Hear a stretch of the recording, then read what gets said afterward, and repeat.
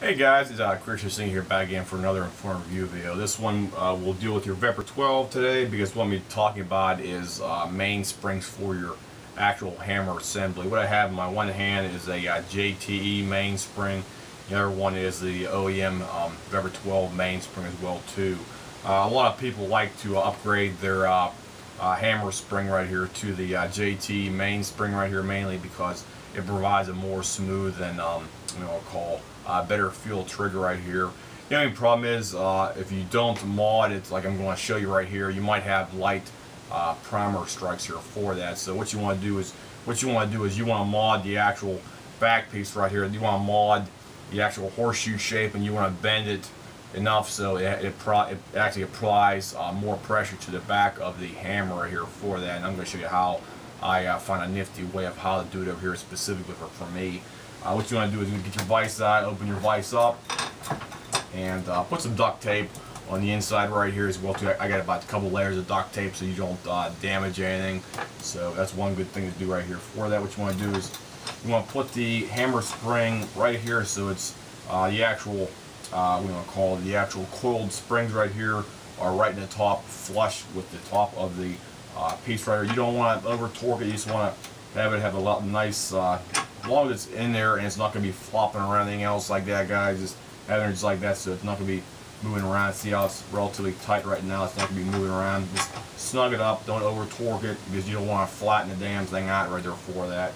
Next thing you need is a what I got right here is a 3/8 series Craftsman nut driver.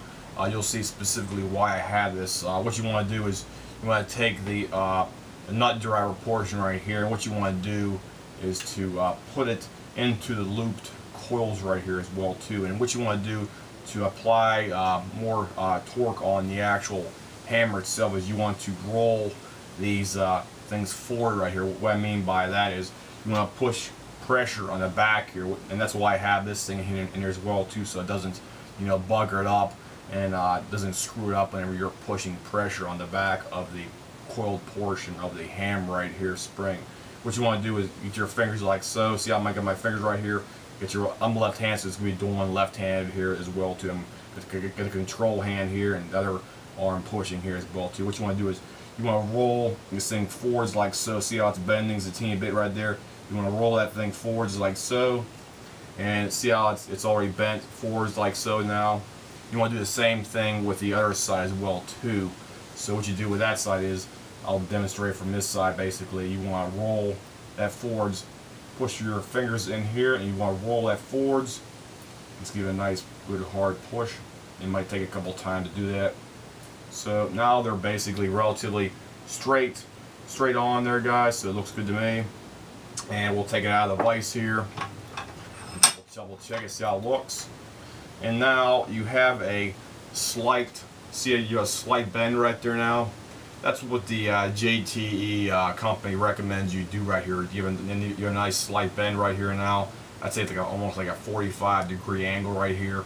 And what that does is apply more pressure to your actual hammer assembly. So whenever your hammer is being fully actually released from your actual sear on your trigger, it applies almost a maximum amount of pressure onto the hammer so it hits the back of the bolt, so you don't have any light primer strikes for that. So you want to have that slight bend, as you see right here.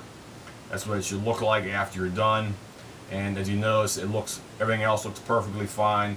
The two back legs are still straight, and you increase the torque for your JTE mainspring. That's the main thing why JTE come up with this thing. It's so you can adjust the torque for your specific needs out there, rather than your typical OEM mainspring that simply uses brute force to engage and disengage the actual hammer right there for that. So that's my review of how to adjust the actual JTE mainspring and how to adjust the torque. All you gotta do is bend it just a teeny bit on her. You don't gotta make it overly bent on, just enough where you can see it right there. See how it's bent?